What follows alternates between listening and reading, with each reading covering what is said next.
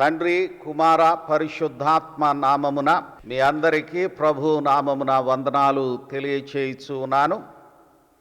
ఐలో Bennett memorial Baptist సంఘం ఆరాధనలో దేవుని ఘనపరచుటకు ఆహ్వానిస్తూ ఉన్నాం. స్తుతి కీర్తనతో ఆరాధన ప్రారంభించుకుందాం. పితృపుత్ర శుద్ధాత్మాలయం మేళనీయచ్చు దేవుని స్తుతించు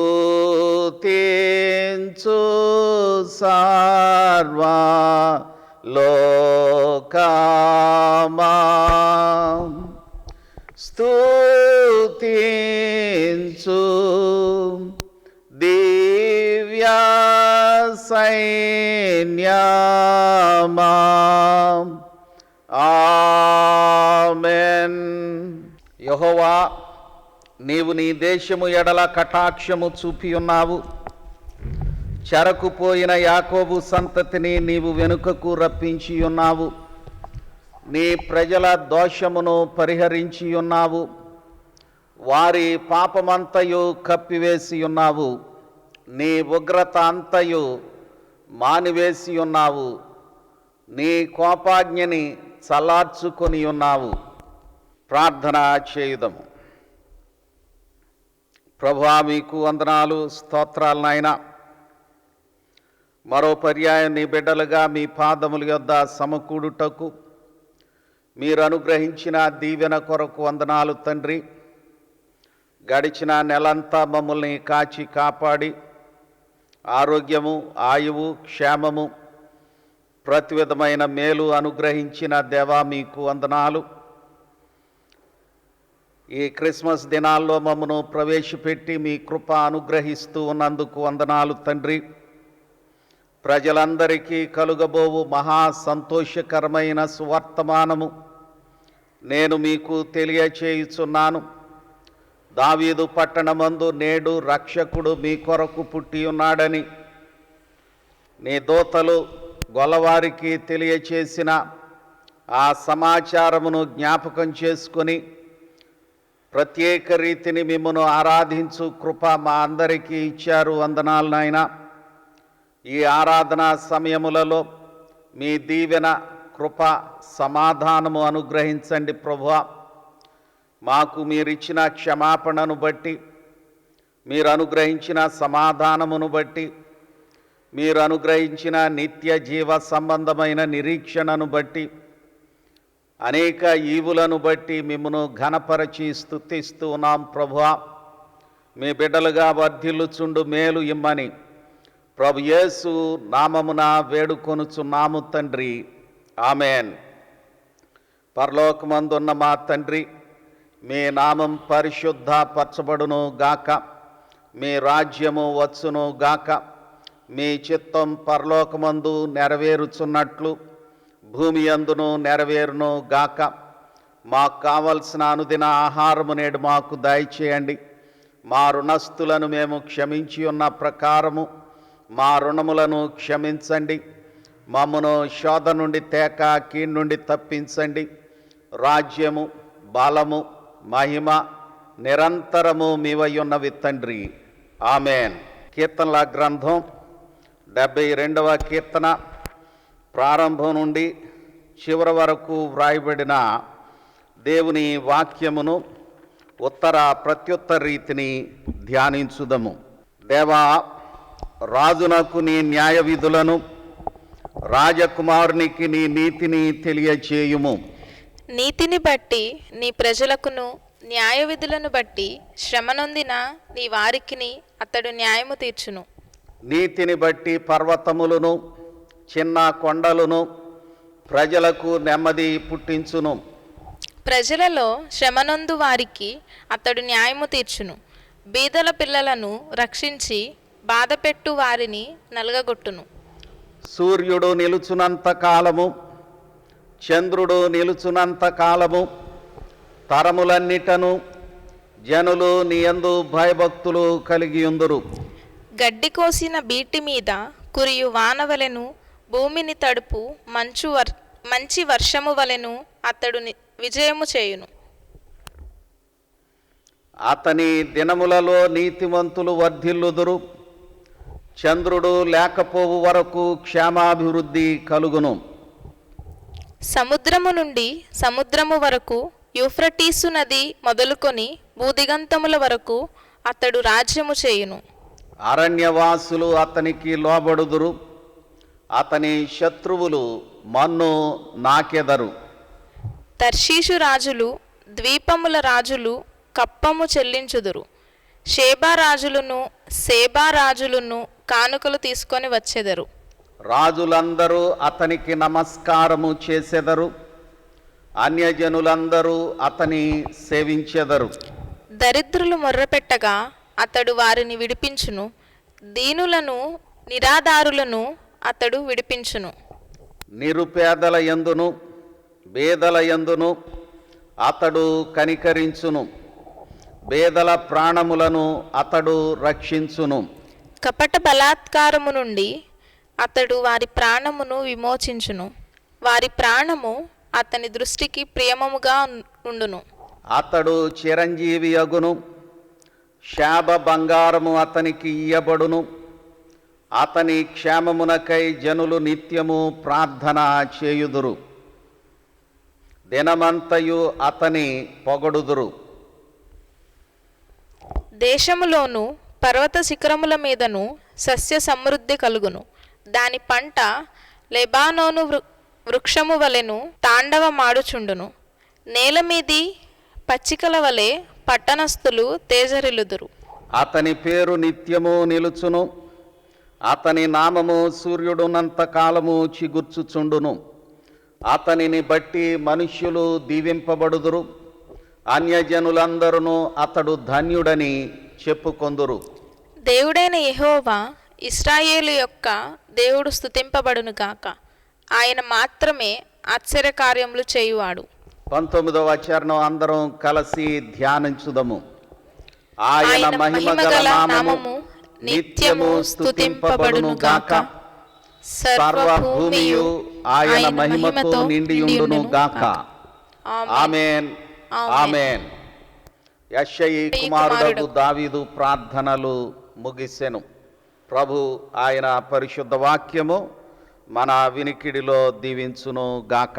మనందరం కలిసి ప్రభువును స్తుతించుటకు గాను ఆంధ్ర క్రైస్తవ కీర్తన పుస్తకం నుండి మొదటి కీర్తన, అన్ని కాలంబులనున్న యెహోవా కీర్తన పాడుచు ప్రభువును మహిమపరచుదము.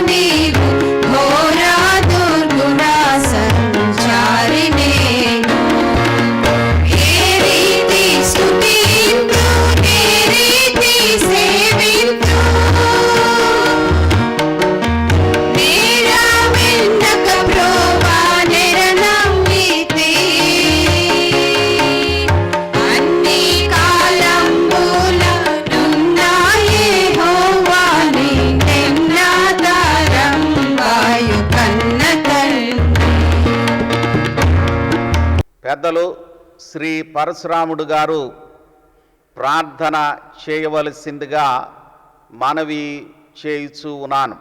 ప్రార్థన చేసుకుందాం.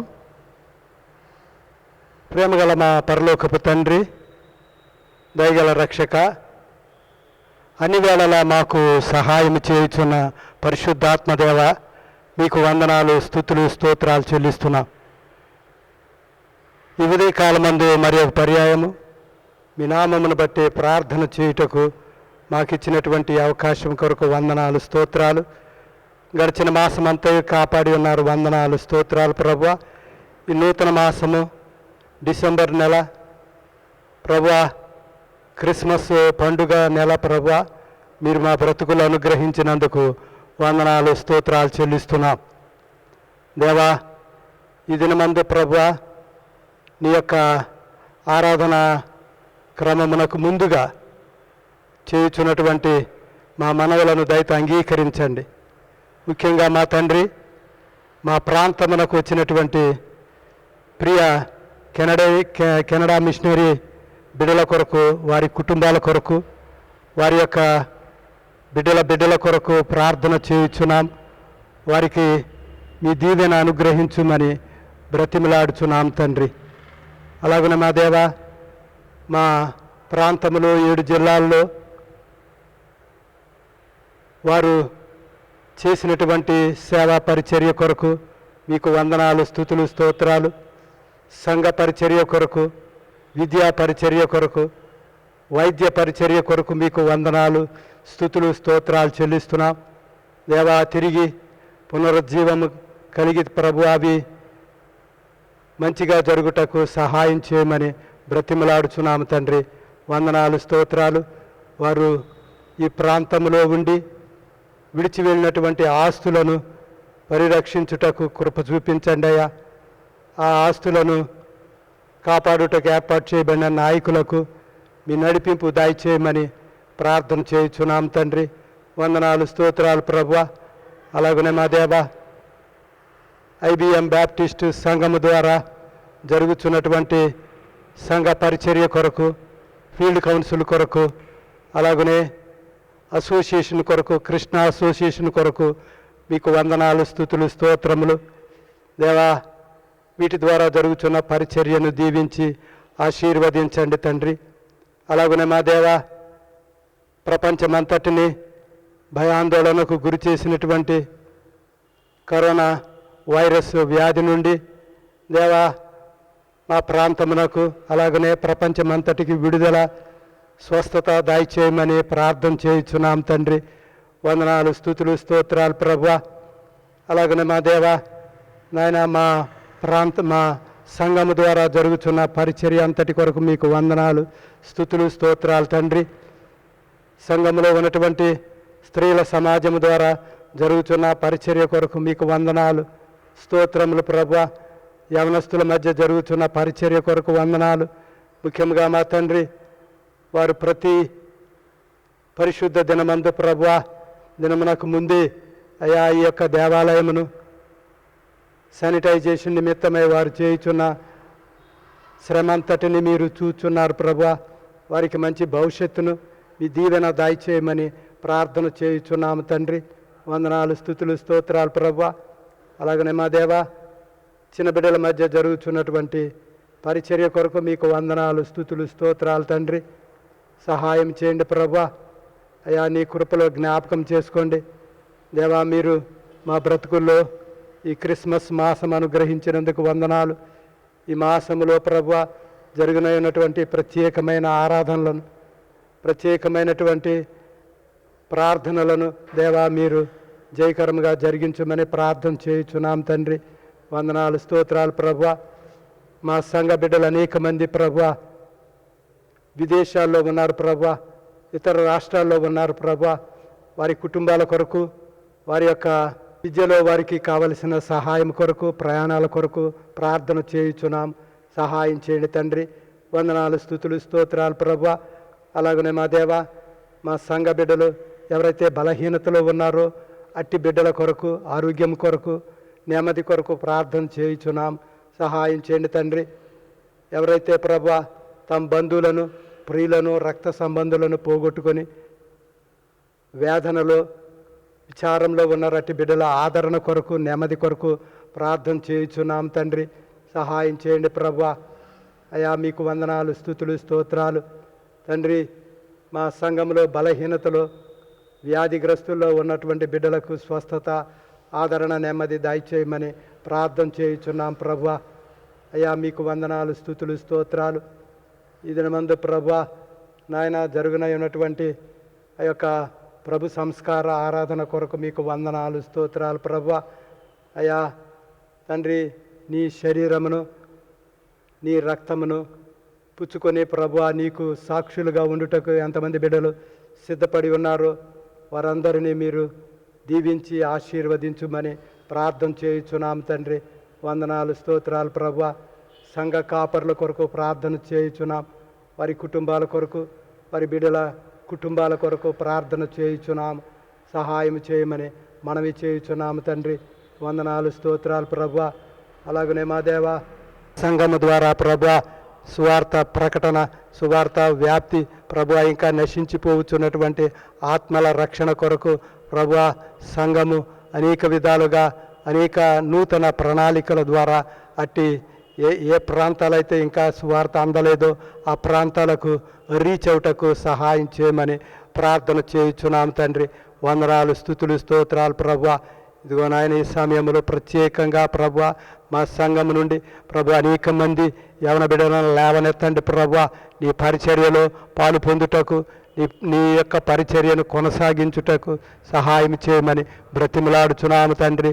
విద్యను అభ్యసించిన బిడ్డలకు ప్రభువా, అలాగనే తండ్రి పోటీ పరీక్షల్లో సిద్ధపడుచున్న బిడ్డల కొరకు ప్రార్థన చేయుచున్నాం. దేవా కనికరించి మంచి భవిష్యత్తు దయచేయమని ప్రార్థన చేయుచున్నాము తండ్రి. వందనాలు, స్తుతులు, స్తోత్రాలు ప్రభువా. ఇదిగో నాయన ఈ సమయంలో ప్రత్యేకంగా మా తండ్రి మా సంఘ కార్యవర్గము కొరకు ప్రార్థన చేయుచున్నాము నాయన. నీ కృపలో జ్ఞాపకం చేసుకోండి తండ్రి. ఈ యొక్క ఆరాధన అంతట్లో నీ కృప సన్నిధి మాతో ఉంచి నడిపించుమని ప్రార్థన చేయుచున్నాము తండ్రి. వందనాలు, స్తుతులు, స్తోత్రాలు ప్రభువా. అయా మీరు చేసినటువంటి ప్రతి మేలు కార్యము కొరకు మేము కృతజ్ఞత స్తుతులు స్తోత్రాలు చెల్లించుచు ఈ కొద్ది మనవులు దయతో అంగీకరించుమని ప్రభు యేసు నామములో అడిగి వేడుకొని ప్రార్థిస్తున్నాము తండ్రి. ఆమేన్. పరిశుద్ధుడైన యోహాను వ్రాసిన సువార్త 6వ అధ్యాయము 32వ వచనం నుండి 40వ వచనం వరకు వ్రాయబడిన దేవుని వాక్యమును ప్రియులు శ్రీ యేసుపాదం గారు చదవలసిందిగా మనవి చేయుచు ఉన్నాను. Praise the Lord. ముందుగా చిన్న శ్లోకం పాడుకుందాం. వాక్య ప్రణవ రూపాయ, వాక్య ప్రణవ రూపాయ, జగదుద్ధారక ప్రభువరాయ, మృత్యుంజయాయ దివ్యాయ, యేసుదేవాయ తే నమః.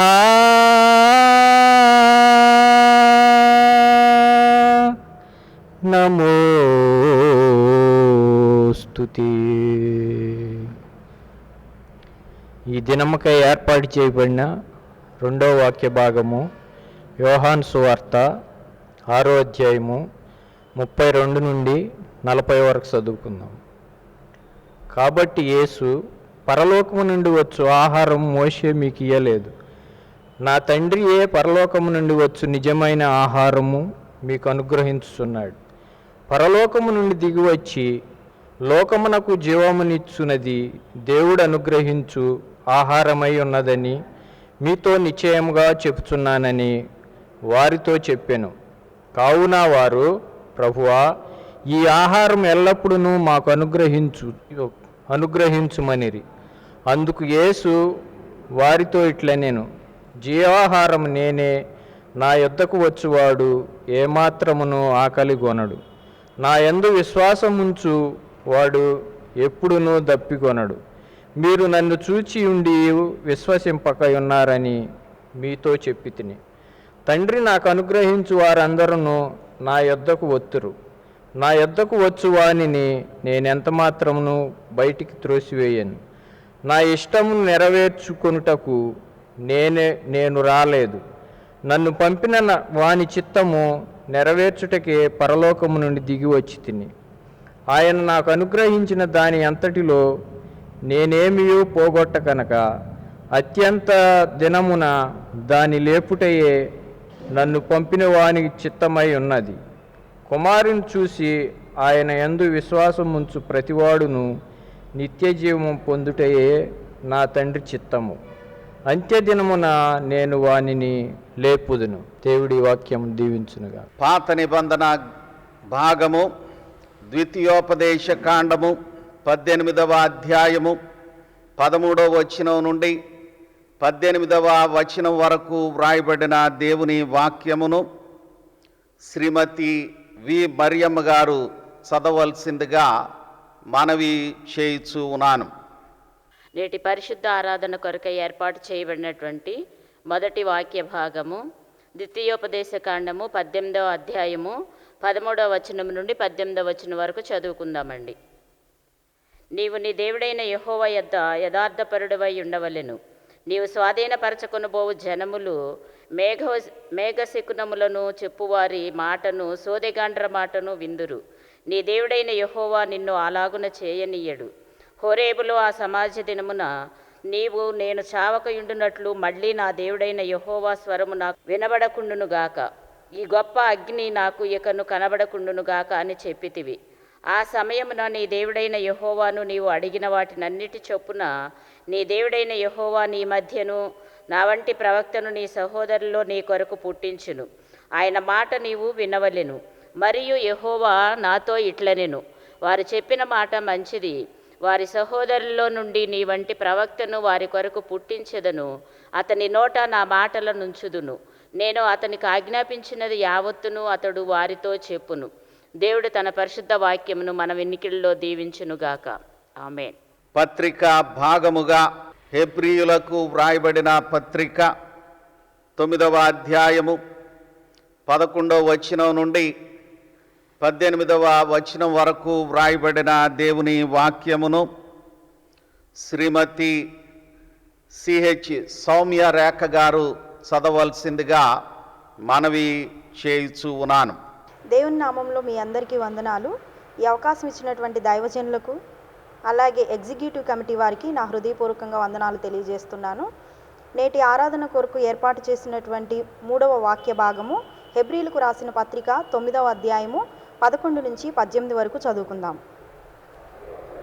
అయితే క్రీస్తు రాబోచున్న మేలుల విషయమై ప్రధాన యాజకుడిగా వచ్చి తానే నిత్యమైన విమోచన సంపాదించి హస్తకృతము కానిది అనగా ఈ సృష్టి సంబంధము కానిదియు మరి ఘనమైనదియు పరిపూర్ణమైనదియునైన గుడారము ద్వారా మేకల యొక్కయు కోడెల యొక్కయు రక్తముతో కాక తన స్వరక్తముతో ఒక్కసారి పరిశుద్ధ స్థలములో ప్రవేశించును.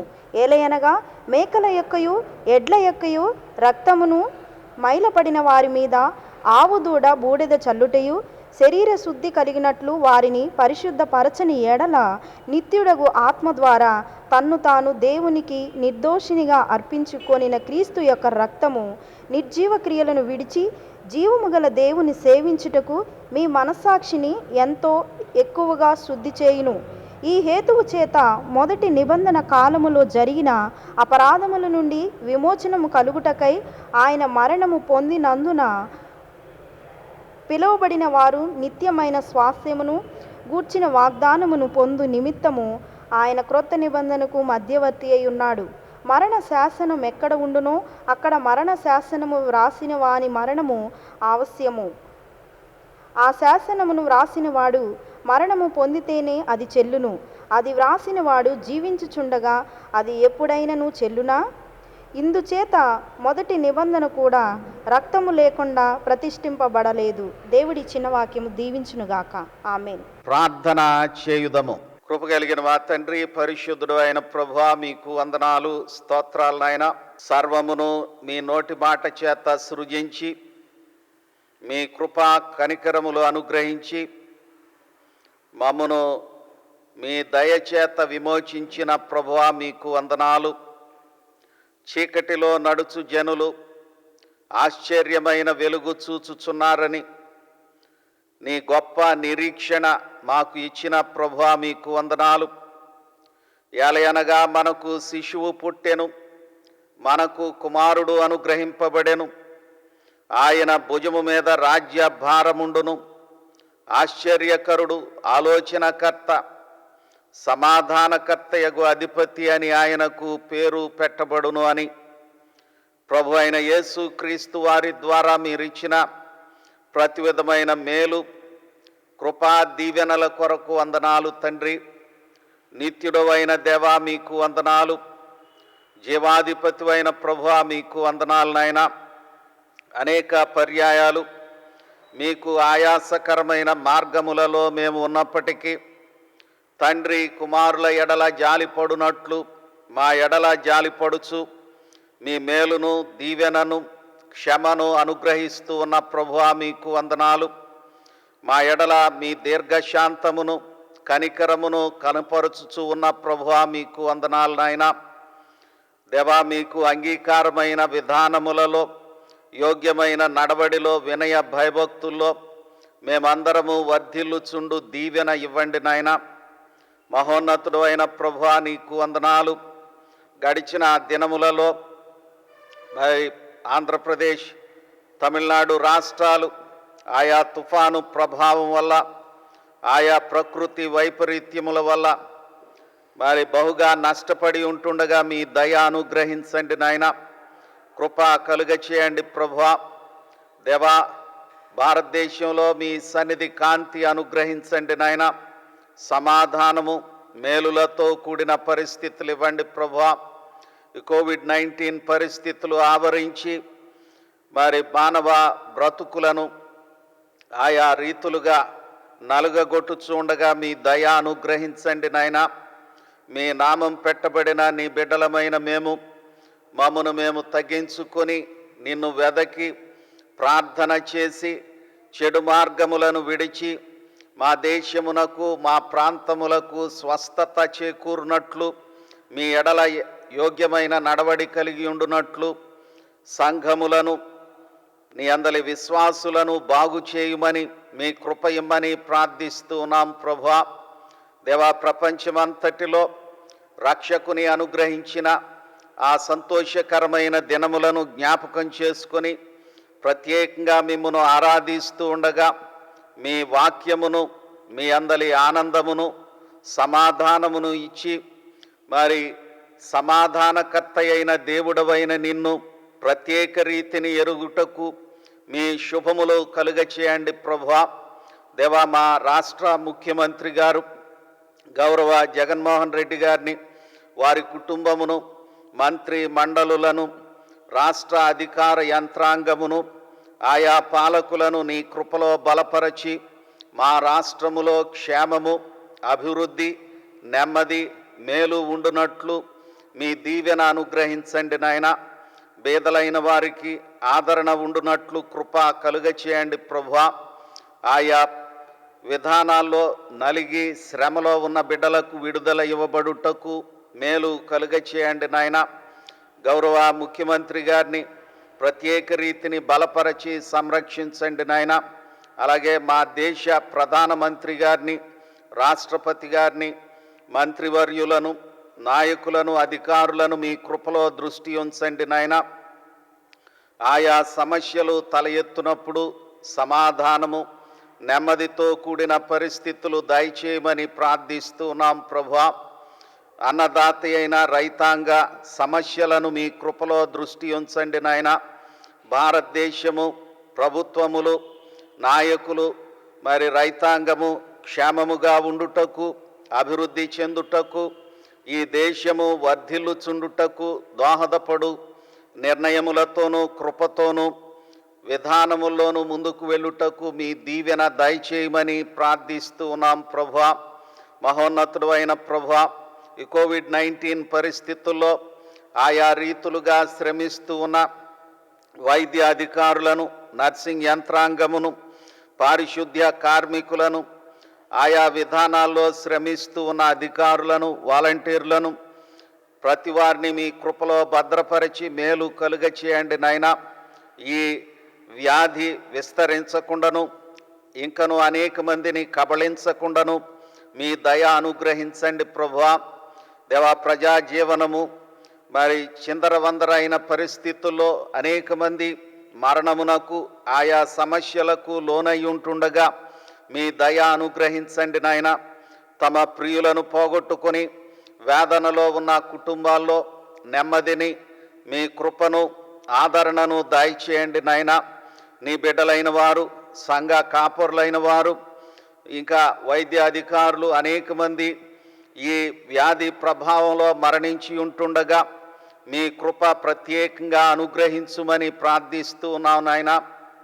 దేవా, అనేక మంది ఆయా రుగ్మతలతోనూ, బలహీనతలతోనూ, చికాకులతోనూ నలుగుతూ ఉండగా అట్టి బిడ్డలందరికీ మీ కృపా దీవెన ఇవ్వండి నాయన. సంఘములోని యవన బిడ్డలను దీవించండి ప్రభువా. యవన ప్రాయములో నీ కాడి ఎత్తుకొని నీ యందు వర్ధిల్లుచుండుటకు మేలు అనుగ్రహించండి నాయన. వారు విద్యాబుద్ధుల యందు మరి నీ అందలి వినయ భయభక్తుల్లోనూ జ్ఞానమందు వర్ధిల్లుచుండునట్లు వారిని బలపరచండి ప్రభువా. విద్య యందు, ఉద్యోగ స్థితి యందు, వివాహ స్థితి యందు నీకు సాక్షులుగా వర్ధిల్లుట యందు సంఘ యవన బిడ్డలు దీవింపబడు మేలు కలుగ చేయండి నాయన. సంఘమునకు మీరు అనుగ్రహించిన నాయకులను బట్టి వందనాలు. ఎగ్జిక్యూటివ్ పెద్దలందరినీ పేరు పేరున దీవించండి నాయన. మీ కృప శుభములు వారికి దయచేయండి ప్రభువా. ప్రత్యేకముగా ఈ దినాల్లో మరి సంఘములలో జరుగు క్రిస్మస్ కార్యక్రమాల్లో మీ మేలు అనుగ్రహించండి నాయన. చిన్న బిడ్డల కార్యక్రమాల్లోనూ, యవన బిడ్డల కార్యక్రమాల్లోనూ, స్త్రీల కార్యక్రమాల్లోనూ ఆయా రీతులుగా ప్రత్యేకంగా మిమ్మను ఆరాధించు విధానాల్లోనూ మీ దయ అనుగ్రహించుమని, మీ మేలు కలుగ చేయమని మీ పాదములను పట్టి ప్రార్థిస్తూ ఉన్నాం ప్రభువా. మహిమా స్వరూపి అయి ఉన్న మా తండ్రి, మరి సంఘ కాపరులను, కుటుంబములను దీవించండి నాయన. ఉయ్యూరులో ఉన్న సిబిఎం బేతేల్ జనరల్ ఆసుపత్రిని దీవించండి ప్రభువా. డాక్టర్ ఎస్తేరానందాక్షి గారిని, వైద్య అధికారులను, సిబ్బందిని దీవించి మేలు కలుగ చేయండి నాయన. అలాగే స్టార్ ఆఫ్ హోప్ ఆసుపత్రి ఆక్వీలో జరిగిస్తున్న పరిచర్యల్లో మీ కృప ఇచ్చి దీవించండి నాయన. క్రిస్టియన్ మెడికల్ సెంటర్ పిఠాపురంలో ఉన్న ఆసుపత్రి పరిచర్యలను దీవించండి. కోచి నాయకులను దీవించండి నాయన. అలాగే అవనగడ్డ నుండి సోంపేట వరకు విస్తరించిన సిబిసిఎన్సి సంఘములను, పరిచర్యలను మీ కృపలో బలపరచండి ప్రభువా. సంఘములోని విశ్వాసులను మీ కృప చొప్పున దీవించండి నాయన. తమకు మీరిచ్చిన శుభములను బట్టి, మీరు అనుగ్రహించిన మేలులను బట్టి ప్రత్యేక రీతిని మిమ్మను ఘనపరుస్తూ ఉన్న ప్రతి బిడ్డను దీవించండి నాయన. దేవా, ఆ వాక్యమే శరీరధారి అయి కృపా సత్య సంపూర్ణుడుగా మన మధ్యను నివసించెను అన్న ఆ వాక్యమును, ఆ దినములను, ప్రభు యొక్క జీవిత విశేషములను గమనించి మేమును ఆరాధించుటకు, సమర్పణ కలిగి ఉండుటకు, కృతజ్ఞతాస్థుతులు చెల్లించుటకు మీ దీవెన నడిపింపు ఇవ్వండి నాయన. ప్రభువా, ఈ దినాల్లో ప్రపంచమంతటా జరుగు ప్రత్యేక ఆరాధనల్లో మీ ఆత్మను, నడిపింపును, మేలును ఇవ్వండి నాయన. జీవపు డంబముతోనూ, శరీర ఆశలతోనూ, నేత్రాశలతోనూ కాక ఆత్మతోనూ సత్యముతోనూ మిమ్మను ఆరాధించుటకు, సంఘములలో సమర్పణను, మీ వెలుగును కలుగ చేయండి నాయన. మహిమా స్వరూపి అయి ఉన్న ప్రభువా మీకు వందనాలు. జీవాధిపతి అయిన ప్రభువా నీకు వందనాలు నాయన. మరి సంఘంలో పెద్ద వయసులో ఉన్న బిడ్డలకు మీ కృప ప్రత్యేకంగా ఇవ్వండి తండ్రి. ఆయా గ్రామాల్లో జరుగుతున్న పరిచర్యల్లో మీ దీవెన దయచేయండి నాయన. సిబిసిఎన్సి పాఠశాలలను దీవించండి ప్రభువా. అలాగే హైదరాబాద్లో ఉన్న ఆంధ్ర క్రిస్టియన్ థియలాజికల్ కాలేజ్ పరిచర్యలను దీవించండి తండ్రి. కాకినాడలో ఉన్న బ్యాప్టిస్ట్ థియలాజికల్ సెమినరీ పరిచర్యలను దీవించండి ప్రభువా. తునిలో ఉన్న Bible training school for women పరిచర్యలను ఆశీర్వదించండి తండ్రి. మీ కృపా దీవెనలు ఇచ్చి ఈ సంఘములను పరిచర్యలను దీవించుమని, మరి ఈ ఆరాధనలో మిమ్మును ఘనపరచి మీ మేలులు స్వతంత్రించుకొను కృప మా అందరికీ ఇమ్మని ప్రభు యేసు నామమున వేడుకొనుచున్నాము తండ్రి. ఆమెన్. దేవుని వాక్యము వినుటకు సిద్ధపడుచు ఆంధ్ర క్రైస్తవ కీర్తన పుస్తకం నుండి 127వ కీర్తన, దోతాపాట పాడుడి రక్షకున్ స్తుతించుడి. ఈ కీర్తన పాడుచు ప్రభువును మహిమపరచుదము.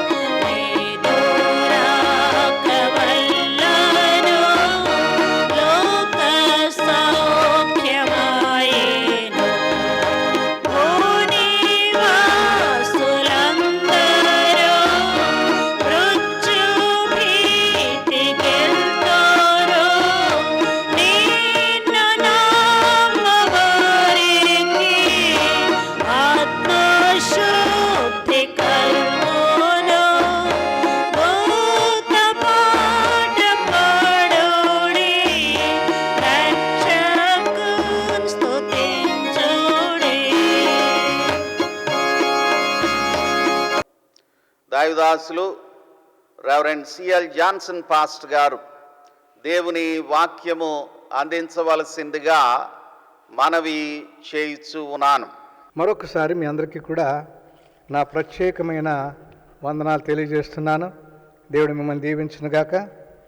మరి ఈ దినం మనం జ్ఞాపకం చేసుకుంటున్నాం, ప్రత్యేక రీతిగా దేవుని యొక్క కృపల్లో మనం జీవిస్తున్నాం. ముఖ్యంగా ఈ దినాల్లో ప్రపంచమంతా ఎలాగుందంటే కాంపిటీషన్, ప్రతిదానికి కూడా కాంపిటీషన్ ఎక్కువైపోయింది. మనం ఉద్యోగాలన్నా కాంపిటీషన్ ఉంది, చదువులైనా కాంపిటీషన్సే, ప్రతిదీ కూడా రాజకీయ నాయకత్వానికి కాంపిటీషన్సే, అలాగనే ఈవెన్ సంఘ నాయకత్వానికి కూడా కాంపిటీషనే, అలాగనే బిడ్డలు పెంచడంలో కూడా పోటీ పడే తత్వం మనకి ఈ రోజుల్లో కనబడుతుంది. పోటీతత్వం. ఈ పోటీతత్వంలో రోజు ఈ ప్రపంచమంతా కొట్టిమిట్టాడుతూ ఉంది. రాజ్యముల మీద రాజ్యాలు తిరుగుబాటు చేయటం వల్ల ఏంటంటే పోటీ. నా రాజ్యం ఉన్నతమైన రాజ్యంగా ఉండాలా, లేక నా కుమారుడు నా కుమార్తె ఉన్నతమైన స్థితిలో ఉండాలా, లేకపోతే నేను అందరికన్నా ఎక్కువ ధనం సంపాదించాలా, అందరికన్నా నాకు మంచి పేరు కావాలా, నాకు మంచి పలుకుబడి కావాలా, మన జీవితాలన్నీ కూడా ఎలాగోనంటే పోటీతత్వంలో నివసించేటువంటి జీవితాలుగా మనకుంటున్నాయి ఈ రోజున. కనుక మనం పబ్లిక్ సెక్టార్ కానీ ప్రైవేట్ సెక్టార్ కానీ ఈవెన్ చర్చ్ విషయాల్లో కూడా ఈ యొక్క కాంపిటేటివ్ నేచర్ మనలో ప్రవేశించి ఉన్నది. కనుక దేవుని యొక్క కృపలో మానవుడు అనుకుంటాడు, నేను ఒక నాయకుడిగా ఉండాలా, నేను ఒక మంచి పేరు పొందాలా, నేను ఒక అందరికన్నా గొప్పవాడుగా ఉండాలా అని ప్రతి వారి యొక్క ఆశయం ఈ రోజున కనబడుతూ ఉంది. ఈ ఆశయ సాధనకు వారు అనుసరించేటువంటి విధానం రకరకాలుగా ఉంటుంది. కొంతమంది మోసముల చేత తమ నాయకత్వాన్ని చూపించుకోవటానికి ఆశపడుతుంటారు. కొంతమంది లేనిపోనివి దానిలో కలిగించుకుని ఒక ఉన్నతమైన వాడుగా, పరిశుద్ధుడిగా, ఉన్నతమైన శిఖరాలను ఉంటున్నాను, ప్రార్థనాపరుడను, లేక మంచి ప్రసంగికుడను అనేటువంటి ఆ తత్వంలో, ఆ ఇజంలో ఉండేటువంటి దినాలు ఎక్కువైపోయినాయి. కనుక మానవుడు తనంటే నాయకత్వంలో ఉండాలని ఎవరైనా ఆశపడుతున్న వాళ్ళు మనం ఏం చేసుకుంటాం, ఏం జరగాల అని అంటే అది ఆ నాయకత్వాన్ని గురించి మనం ఆలోచన చేస్తే మరి ఆది కాండంలో 10వ అధ్యాయంలో మనం ఒక నిమ్రోద్ అనేటువంటి ఒక వ్యక్తిని చూస్తుంటున్నాం. ఆ నిమ్రోదు సహజమైనటువంటి పరాక్రమ కలిగిన వాడుగా ఉండి, అతడు ఉన్నతమైన వాడుగా ఉండి ఆ దినాల్లో మంచి వేటగాడుగా మంచి పేరు పొందాడు. ఆది కాండం 10వ అధ్యాయంలో మరి మనం చూచినప్పుడు ఆ 9వ వచనంలో ఆయన మాట కనపడుతూ ఉంటుంది మనకి. అతడు యెహోవా ఎదుట పరాక్రమము గల వేటగాడు కాబట్టి యెహోవా ఎదుట పరాక్రమము గల వేటగాడైన నిమ్రోదు వలె అను లోకోక్తి కలదు. గనుక అతడు యెహోవా ఎదుట పరాక్రమ కలిగిన వాడు. తాను చేసినటువంటిది గొప్ప ఇదేమిటంటే, దేవుడు ఎప్పుడైతే పరాక్రమించాడో, శక్తినిచ్చాడో, ఆయన అనుకున్నాడు, నేను ఈ భూలోకమందంతటిలో ఒక ఉన్నతమైన వాడుగా నేను ఉండాలి, ఉన్నతమైన వాడుగా నేను ఉండాలి, నా పేరు ఉండాలి అని కోరుకుని ఆయన చేసినటువంటి కార్యం దేవుని మర్చిపోయాడు. దేవుని మర్చిపోయి తన పేరు కొరకు ఒక మనం చెదిరిపోతున్నాం, అందరం ఒక్కచోట ఉండాలా, ఐక్యంగా ఉండాలా, మనం దూరంగా వెళ్ళొద్దు అని ఒక ఆలోచన కలిగింది మనిషికి. దేవుడు అన్నాడు, మీరు విస్తరించి ఫలించాలా, విస్తరించాలి, అభివృద్ధి పొందాలి. అది దేవుడిచ్చేటువంటి మహా కృప కలిగిన దీవెన. ఈరోజు మన సంఘ సభ్యులను మనం జ్ఞాపకం చేసుకుంటే, దేవుడు అనుగ్రహించిన కృపను బట్టి దేవుని చేత దీవించబడి, దేవుని చేత మరి మంచి చదువులు చదువుకుని ఈ రోజున ఈ గ్రామంలో ఉన్నటువంటి వాళ్ళు విదేశాల్లో ఎక్కడెక్కడనో దేవుని కృపలో పెద్ద పెద్ద ఉద్యోగాల్లో మరి ఉన్నతమైన శ్రేణిలో ఉంటూ ఉన్నారు. ఫలించి విస్తరించుట అన్న భావం. దేవుని యొక్క ఉద్దేశ్యం ఎందుకు విస్తరించాలా? లోకమంతటికి కూడా దేవునిని పరిచయం చేయడానికి మనం విస్తరించాలా, దేవుని ఎత్తి చూపించడం మనం విస్తరించాలా. అయితే తొలి మానవులుగా ఉన్న దినాల్లో మరి జరుగుతున్నటువంటి సన్నివేశం మనం చూసినట్లయితే, ఈ నిమ్రోద్ చేసిన పని ఏమిటి? ఆయన చేసిన పని కనుక మనం ఆలోచన చేస్తే, ఆది కాండంలో 11వ అధ్యాయంలో 4వ వచనంలో విస్తరించాలి అనే దానికి భావాన్ని ఎలాగ విస్మరించడం మనకు కనబడుతుంటుంది. మరియు వారు మనము భూమి అందంతటా చెదిరిపోకుండా ఒక పట్టణమును, ఆకాశమునంటు శిఖరమును గల ఒక గోపురమును కట్టుకొని పేరు సంపాదించుకొందుము రెండని మాట్లాడుకొనుగా, యెహోవా నరులు కుమారులు కట్టిన పట్టణమును గోపురమును చూడదిగి వచ్చెను. ఇప్పుడు యెహోవా, ఇదిగో జనము ఒక్కటే, వారికందరికీ భాష ఒక్కటే, వారు ఈ పని ఆరంభించి ఉన్నారు. ఇక మీదట వారు చేయదలిచిన ఏ పని అయినను చేయకుండా వారికి ఆటంకమేమీయూ నుండదు. గనుక మనము దిగిపోయి వారిలో ఒకని మాట ఒకనికి తెలియజేయకుండా అక్కడ వారి భాషను తారుమారు చేయదము రండని. ఇక్కడ మనం చూస్తున్నది ఏంటంటే, విస్తరించి అభివృద్ధి చెందాలి అనడానికి ఆయన ఏం చేశాడు? మనం విస్తరించొద్దు, మనం ఇక్కడే ఉందాం. పేతురు కూడా రూపాంతరపు కొండ మీద ప్రభుతో అంటున్నాడు, అయ్యా మనం ఇక్కడే ఒక పర్ణశాల నిర్మించుకుని ఇక్కడే ఉండిపోదామయ్యా అని. ఇక్కడే ఉండిపోదామయ్యా. అక్కడ మహిమ స్వరూపుడైన యేసుతో ఉండాలని ఆశపడినటువంటి పేతురు, అయ్యా మనం ఇక్కడే ఉందామయ్యా అని ఆయన కోరుకున్నాడు. కానీ నిమ్రోద్ అది కాదు కోరుకుంటున్నది, నేను విస్తరించాలనేటువంటి కాదు, ఇక్కడే నేను ఉండాలా, ఈ లోకంలోనే నాకు పేరు ప్రతిష్టత కావాలా, ఈ లోకాన్ని నేను పరిమితం కావాలా అన్న ఆలోచన ఆయన కనపడతా ఉంది. కనుక ఆ నిమ్రోద్ చేసిన పని ఏమిటంటే విస్తరించకుండాలాగున పెద్ద గోపురం కడదాం. ఎంత దూరానికైనా గోపురం కనపడితే ఎంత దూరం వెళ్ళిపోయినా కానీ మనం మళ్ళీ ఇక్కడికి వచ్చేద్దాం. ప్రియమైన వారలారా, సముద్ర తీరంలో కూడా మీరు లైట్ హౌస్లు ఉంటాయి. సముద్రంలో మరి ఇది ఓడలు ప్రయాణం చేసేటప్పుడు, పడవలు చేపలు పట్టడానికి వెళ్ళినప్పుడు ఏ తీరమునకు మనం వెళ్ళాలో, ఏ స్థలం నుండి బయలుదేరాము, ఏ స్థలానికి రావాలో అనే సూచనగా ఈ సముద్ర తీరాల్లో లైట్ హౌస్లు ఉంటాయి. మచిలీపట్నంలో లైట్ హౌస్ ఉంటుంది, కాకినాడ, విశాఖపట్నం అన్ని తీరాల్లో లైట్ హౌస్లు ఉంటాయి. అదేమిటంటే అది ఇంచుమించు సముద్రంలో 80 మైళ్ళ దూరం వరకు ఆ లైట్ కనబడతా ఉంటుంది. కనుక ఆ లైటింగ్ ఫోకస్లో వాళ్ళు ఏం చేస్తారంటే ఈ రాత్రైనా పగలైనా ఆ లైట్ చూసుకుంటూ ఆ గమ్యాన్ని చేయడానికి వాళ్ళు వస్తూ ఉంటారు. కనుక తీరము చేరడానికైతే అనగా ఆ వెలుగు దగ్గరకు రావడానికైతే దేవుడు ఒక సూచన చూపిస్తూ ఉంటాడు. ఆ వెలుగు దగ్గరకు రావడానికి పేతురు ఆ వెలుగు దగ్గరకు వచ్చాడు. ఆ వెలుగులో ఉండాలని ఆశపడ్డాడు. అయితే ఈయనేమంటున్నాడు, ఆ వెలుగు కాదు కావాల్సి మనం ఇక్కడే ఉందాం, మనకు వెలుగు వద్దు. రెండవ మాట దానిలో మనం చూసినట్లయితే అక్కడ అంటున్నాడు, పేరు సంపాదించుకోవడానికి మనం నిర్మించుకోవాలా. మానవుని జీవితంలో కోరుకున్న మంచి పేరు నాకు కావాలా, మంచి పేరు కావాలా. ఒక నాయకుడైనటువంటి వాడు పేరు కొరకు ఎన్నెన్నో ప్రయాసాలు పడుతుంటాడు. తనకు ఆ నాయకత్వమునకు లక్షణాలు లేకపోయినా ఏదో ఒక రీతిగా నాయకుడుగా ఆయన చలామణి అవ్వాలి. డబ్బుతో కావచ్చును, ఏమో పిచ్చి పిచ్చి పనులు చేసి కావచ్చును, ఏదో రీతిగా నాయకత్వం కావాలి. కనుక నాయకత్వ పోరాటం ఎక్కువ ఈ దినాల్లో. కనుక మనం ఈ రోజున జ్ఞాపకం చేసుకుంటున్నాం, మనిషి సంపాదనలో పోటీ పడతా ఉన్నాడు. ఆయన ₹1 ఆస్తి ఉందా, నాకు 5 కోట్లు సంపాదించాలి. వకీళ్ళు ఉందా, నాకు 5 ఇళ్ళు సంపాదించాలి.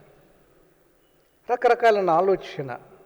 దానికి నువ్వు ఎన్నిళ్లలో మనం ఉండగలుగుతాం, ఎన్ని ఇళ్లలో మనం జీవిస్తాం, మరి తర్వాత జరిగేది ఏంటి, ఎంతకాలం జీవిస్తాం గృహాల్లో, అది కూడా టెంపరీ, తాత్కాలికమే. అధిక బలం ఉంటే 80 సంవత్సరాలు అంటాడు, ఎంతకాలం ఉంటాం మనం.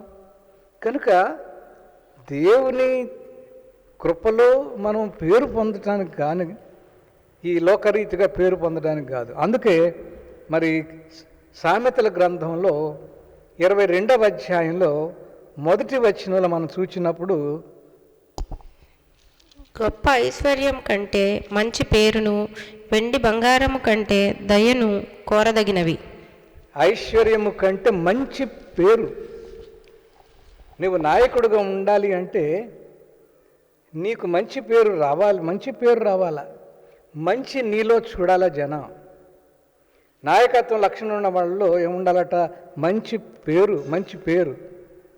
దానిలో ఒక ప్రేమ అనేటువంటిది ఉండాలా. నాయకత్వ లక్షణంలో ప్రేమ ఉండాలా, దయం ఉండాలా. ఎవరికైనా ఏదైనా ఆపద వచ్చినప్పుడు నువ్వు వెళ్ళి సహాయం చేయి.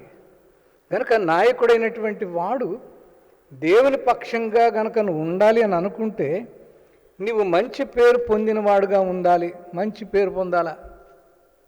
మన జీవితాల్లో అనేక మందిని మనం చూసినప్పుడు యేసయ్యలోనికి వచ్చిన తరువాత మంచి పేరు పొంది ముందుకు సాగుతున్నటువంటి వాళ్ళు ఎంతోమంది ఉన్నారు లోకంలో. ప్రభు నమ్మిన బిడ్డలు, ప్రభుని నమ్మనటువంటి బిడ్డలు మంచి పేరు పొందకుండా తమదైన శైలిలో వారు జీవించే విధానం కనబడుతుంటుంది. కనుక మంచి పేరు కావాల ముందు. రెండవది ఏమన్నాడంటే దయ దయార్ద్ర హృదయం కావాలా, నీ హృదయం కావాలా, ఇతరులను ప్రేమించగలిగిన హృదయం కావాలా. ఆ నాయకత్వ లక్షణాల్లో ఆ రెండు మన దగ్గరకు ఉన్నప్పుడు దేవుడు తప్పనిసరిగా మనల్ని ఉన్నతమైన శ్రేణికి తీసుకెళ్తాడు. కనుక యేసయ్య కూడా మనతో చెప్తూ ఉన్నప్పుడు లూకా సువార్తలో మనం చూచినట్లయితే లూకా సువార్త 6వ అధ్యాయంలో యేసయ్య చెప్పినటువంటి మాట మనం జ్ఞాపకం చేసుకుందాం. లూకా సువార్త 6వ అధ్యాయం 22వ వచనం చూద్దాం. మనుష్య కుమారుని నిమిత్తము మనుషులు మిమ్మును ద్వేషించి వెలివేసి నిందించి మీ పేరు చెడ్డదని కొట్టివేయినప్పుడు మీరు ధన్యులు. గనుక ఈ లోకంలో యేసయ్యను నమ్మినటువంటి వాళ్ళని సాధారణంగా లోకం ద్వేషిస్తూ ఉంటుంది. ఈ రోజున భారతదేశంలో కూడా ఇది కనబడుతూ ఉంది. లోకంలో మనం ప్రభు కొరకు జీవిస్తున్నప్పుడు మనల్ని దుయ్యబెట్టేటువంటి వాళ్ళు ఎంతోమంది ఉన్నారు. వీడు ఆమె ఎంత భక్తిపరులాగా యాశం వేస్తున్నాడు, నీతిమంతుడిలాగా ప్రవర్తిస్తున్నాడు అనేటువంటి ధోరణులు మనకు కనబడుతూ ఉంటుంది. కనుక ప్రభు అంటున్నాడు, ఒకవేళ లోకము నన్ను బట్టి నిన్ను కనుక ద్వేషించినట్లయితే యూఆర్ బ్లెస్డ్, యూఆర్ ధన్యుడు. ప్రభువుని బట్టి నువ్వు ధన్యత పొందుతున్నావు. కనుక ప్రభువును నమ్మినటువంటి బిడ్డలు ఎలాగుండాలట? లోకము ఎంత ద్వేషించినప్పటికీ కూడా మనం ఆనందించలేక ప్రభులో నేను ఉన్నాను, ప్రభులో నేను జీవిస్తున్నటువంటి ఆనందాన్ని మనం చూస్తూ ఉంటాం. కనుక ఆయన అంటున్నాడు, అప్పుడు ఏమంటున్నాడు, ఆ దినమందు మీరు సంతోషించి గంతులు వేయుడు అన్నాడు. ఎప్పుడు? మనల్ని లోకం ద్వేషించినప్పుడు ప్రభువును బట్టి మనం ఏంటట, ప్రభువును బట్టి నేను ద్వేషించబడ్డాను అనేటువంటి సంతోషం, నా ప్రభు నాలో ఉన్నాడు కనుక నేను ధన్యుడను అనేటువంటి ఆ మాట ఆయన జ్ఞాపకం చేసుకుంటున్నాడు. కనుక ఈరోజు మన ముందు ఉన్నటువంటిది ఏంటంటే, నాయకుడిగా ఉండవలసిన వాడు ఎలాగుండాలి. యేసయ్య కొరకు మనం జ్ఞాపకం చేసుకుంటే ఈరోజు చదివినటువంటి వాక్య భాగంలో ద్వితీయోపదేశ కాండంలో 18వ అధ్యాయంలో ఇక్కడ మోషేతో దేవుడు మాట్లాడుతున్నాడు. ఏం మాట్లాడుతున్నాడు అని అంటే చూద్దాం. దానిలో ద్వితీయోపదేశ కాండం 18వ అధ్యాయంలో 13వ వచనం చూద్దాం ఒకసారి. నీవు నీ దేవుడైన యెహోవా యొద్ద యథార్థపరుడవై ఉండవలెను. నీ దేవుడైన యెహోవా యొద్ద యథార్థపరుడవై ఉండాలి. మోషేకి నాయకత్వం దేవుడు ఇస్తూ ఉన్నప్పుడు దేవుడు ఇచ్చినటువంటి సూచన ఏంటంటే, నువ్వు యథార్థవంతుడుగా ఉండాలి. నువ్వు యథార్థవంతుడుగా ఉంటే నా సేవకు నువ్వు పనికొచ్చేవాడు ఉన్నావు. నిజంగా మోషే గురించి మనం ఆలోచన చేస్తే, మోషే యొక్క పుట్టుక మనం చూస్తే బానిసగా బతుకుతున్న రీతిలో ఆయన తల్లి ఆయన్ని జన్మింపజేసింది, పుట్టాడు. ఆ బానిసగా ఉన్న దినాల్లో ఆయన పుట్టినప్పుడు మనం జ్ఞాపకం చేసుకుంటే దేవుని యొక్క ఒక అద్భుతమైన కృప ఏమిటంటే, మరి ఆయన కూడా ఎలాగన్నాడు, తను పుట్టినప్పుడు భయాందోళనలో ఉన్న బిడ్డగా ఉన్నాడు. ఎందుకు భయాందోళన బిడ్డగా ఉన్నాడు? మగపిల్లలు కనుక పుడితే వాళ్ళని చంపేయమని రాజాజ్ఞ ఉంది ఐగుప్తు దేశంలో. కనుక మోషే యొక్క జీవితం మనం చూచినప్పుడు ఆయన చంపబడతాడు అనేటువంటి రీతిలో తల్లి ఆయన్ని జమ్ముపెట్టులో పెట్టి దాచిపెట్టి అక్కడ తన కూతుర్ని కాపలా పెట్టింది. అక్కడ మనం చూద్దాం నిర్గమాకాండం 2వ అధ్యాయంలో 3-4 వచనాలు. తరువాత ఆమె వాని దాచలేక వాని కొరకు ఒక జంపెట్టె తీసుకొని దానికి జిగటమన్నును కీలును పోసి అందులో ఆ పిల్లవానిని పెట్టి ఏటి ఒడ్డున జమ్ములో దాన్ని ఉంచక వానికి ఏమి సంభవించినో తెలుసుకొనుటకు వాని అక్క దూరముగా నిలిచి ఉండెను. గనుక ఒక పరిరక్షణ కావాల్సి వచ్చింది. ఈ పరిరక్షణల్లో మనం చూసేది ఏమిటంటే ఆ బిడ్డ ఒంటరిగా బిడ్డను వదిలేశారు నీళ్ళల్లో. దూరం నుండి అక్క కాపలా ఉంది. బాల్యంలోనే మోషే యొక్క పరిస్థితి ఎలా ఉందంటే రక్షణ లేని పరిస్థితిలో ఉన్నాడు, కాపుదల అవసరమైన పరిస్థితులు ఉన్నాడు. ఒక్కసారి మనం కొత్త నిబంధనకు వెళితే, మత్తయి సువార్తకు వెళితే, 2వ అధ్యాయానికి వెళితే 13వ వచనంలో యేసయ్య పరిస్థితి కూడా అలాగుంది. యేసయ్య పుట్టాడు, జ్ఞానులు వచ్చారు, జ్ఞానులు వచ్చి అంటున్నారు, యూదుల రాజుగా ఎక్కడున్నాడా, యూదులకు పుట్టినవాడు ఎక్కడున్నాడా అన్నారు. జ్ఞానులు వచ్చిన తర్వాత ఆయన యేసయ్యను దర్శించి వెళ్ళిపోయిన తర్వాత వాళ్ళు రాజుగారి దగ్గరికి వెళ్ళలే.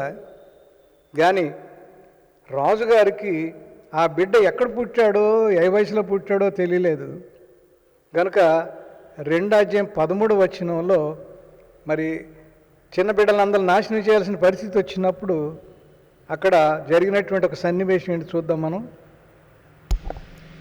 వారు వెళ్ళిన తరువాత ఇదిగో ప్రభువు దూత స్వప్నమందు యోసేపునకు ప్రత్యక్షమై, హేరోదు ఆ శిశువును సంహరింపవలనని ఆయనను వెదకపోచున్నాడు కనుక నీవు లేచి ఆ శిశువును ఆయన తల్లిని వెంటబెట్టుకుని ఐగుప్తునకు పారిపోయి నేను నీతో తెలియజెప్పే వరకు అక్కడనే ఉండుమని అతనితో చెప్పాను. కనుక యేసయ్య కుడిదే సిచ్యువేషన్.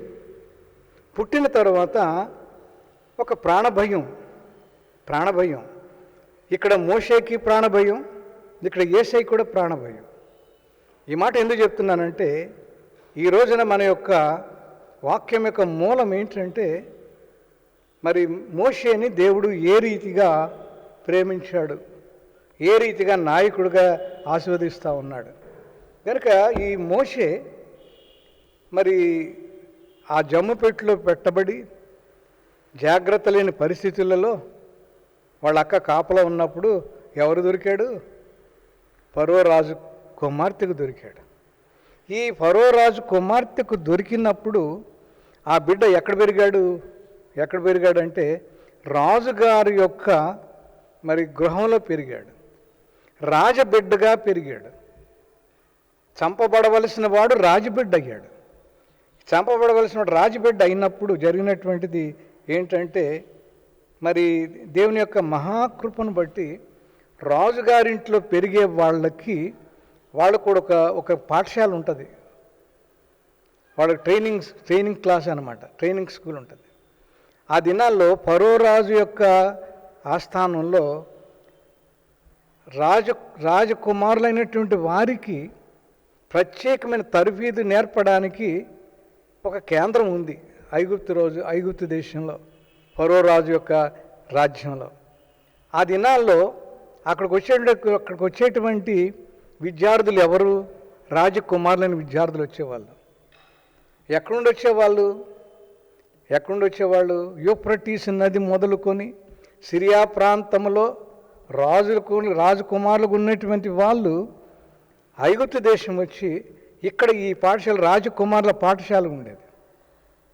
పూర్వకాలంలో గురుకుల పాఠశాలలు ఎలాగుండేయో అదే రీతిగా ఐగుప్తు దేశంలో ఒక పాఠశాల, రాజకుమారులు కోరిన ప్రత్యేక పాఠశాల. ఆ పాఠశాలలో వీళ్ళకి నేర్పించే విలువిద్య నేర్పిస్తారు.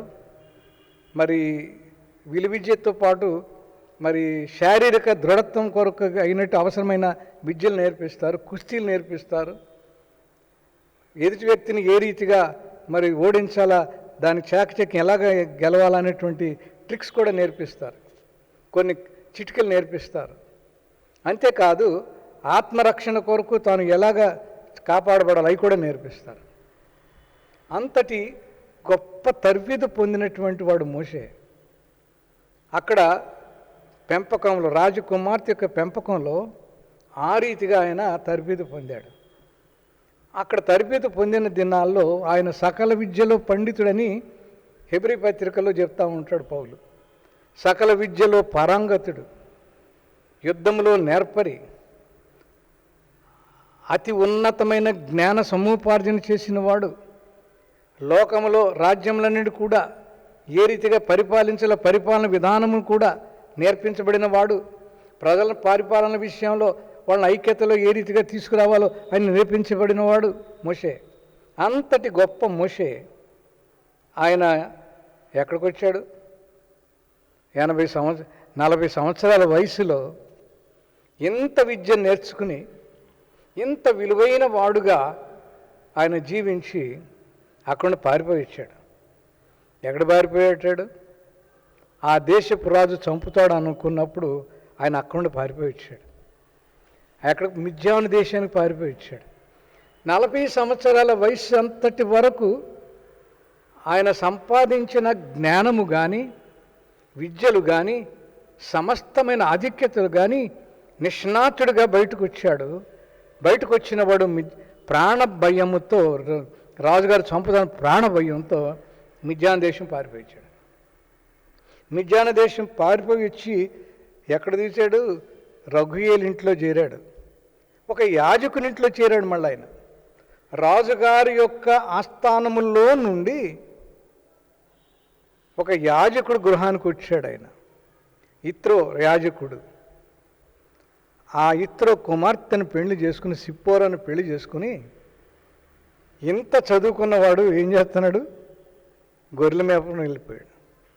ప్రియమైన వారలారా, దేవుడు ఆయనకి ఇచ్చినటువంటి తర్ఫీదు ఎలాంటి తర్ఫీదు అంటే, ఈ లోకంలో మహారాజు యొక్క పరిపాలన ఎలా ఉండాలో అవన్నీ నేర్పించాడు. మొదట బాబు అదే కాదురా, నువ్వు సామాన్యుల దగ్గర కూడా ఎలా జీవించాలి అది నేర్చుకోవాలన్నాడు దేవుడు. అందుకే ఎక్కడ తెచ్చాడు? అతి సామాన్యమైన జీవితంలో తీసుకొచ్చాడు. గొర్రెలు మేపుకున్నాడు అంటామంటే వెర్రోడు గొర్రెలోడు ఎర్రోడు అంటారు. ఎర్రి గొర్రెలు అంటారు. ఎరుగంటే ఎందుకు ఏమి తెలియని అమాయకులు అంటారు. ఇంత ఉన్నతమైనటువంటి వాడు ఒక అమాయకుడైన రీతిలో గొర్రెలు మేపటకు వచ్చాడు. ఈయన ఇంత ఉన్నతమైన వాడు గొర్రెలు మేపుతున్నప్పుడు ఆయన విద్య అంతా ఎలాగుంటుందంటే, ప్రతీది ఇక్కడ రాజు అయిన ప్రతి వాడు పరిశీలన చేయాల్సిందే. పరిశీలన చేస్తూ ఉన్నాడు. గొర్రెలు మేపే విధానాలు పరిశీలన చేస్తున్నాడు. గొర్రెలు తినే విధానాలు పరిశీలన చేస్తున్నాడు. గొర్రెలు ఎలాగ వెళుతుంటాయి, ఏమి కావాలో, గొర్రెలకు ఏం కావాలా. గొర్రెలు కొన్నిసార్లు మేత కొరకు హింసిస్తూ ఉంటాయి, ఉన్న చోట నుండి దూరంగా వెళ్ళిపోతుంటాయి. కొన్ని గొర్రెలు పొడిచే గొర్రెలు ఉంటాయి. కొన్ని గొర్రెలు ఒకదానికొకటి పోట్లాడుకునే గొర్రెలు ఉంటాయి. ఆ విద్యలను అవన్నిటిని కూడా ఈయన నేర్చుకుంటున్నాడు. ఎట్లా వాటిని సమాధానించాలా, వాళ్ళని ఎట్లా కాపాడాలా, అది నేర్చుకుంటున్నాడు మోషే. అవన్నీ దేవుడు ఇంత తరబేది ఇచ్చాడు. లోకములో సామాన్యుల యొక్క జీవితం ఎలా ఉంటుంది, ఎలాంటి సమస్యలు ఉంటాయి అనేది నేర్పించాడు దేవుడు. 40 సంవత్సరాల వయసు నుండి 80 సంవత్సరాల వయసు, 40 సంవత్సరాలు మోషే ఆ తరబేదిలో ఉన్నాడు. ఆ తరబేదిలో ఉన్నటువంటి మోషే దేవుడు అన్నాడు, నీకు ఉన్నతమైన విద్య ఇచ్చాను, నేను అతి సామాన్యమైన విద్య అన్నీ ఇచ్చాను. ఇప్పుడు నీవు అర్హుడివి. దేనికి అర్హుడవు? దేనికంటే ఇశ్రాయేల్ ప్రజలను ఐగుప్తు దాస్యం నుండి విడుదల చేయించడానికి నువ్వు అర్హుడవు. ఈయన ఒక దైవశక్తిని పొందడానికి దేవుడు దర్శనమిచ్చాడు. ఆ పొద దగ్గర దైవశక్తి పొందాడు. అక్కడ పొద దగ్గర దైవశక్తి పొందాడు. దేవుని స్వరము విన్నాడు. దేవుడు దాస్యములు ఉన్న వాళ్ళ ఎడల ప్రార్థన వింటున్నాను. నేను ఐగుప్తు దేశంలో మీ వాళ్ళందరూ దాస్యంలో ఉన్నారు, వాళ్ళు నువ్వే విడుదల చేయాలి. అయ్యా అదేంటయ్యా బాబు, నేను అక్కడ నుండి పారిపోయి ఇచ్చాను, నేను మళ్ళీ నా అక్కడ పంపుతున్నావు, నా సింహం భూమిలో పంపుతున్నావు, నువ్వు వెళ్ళాల్సిందే.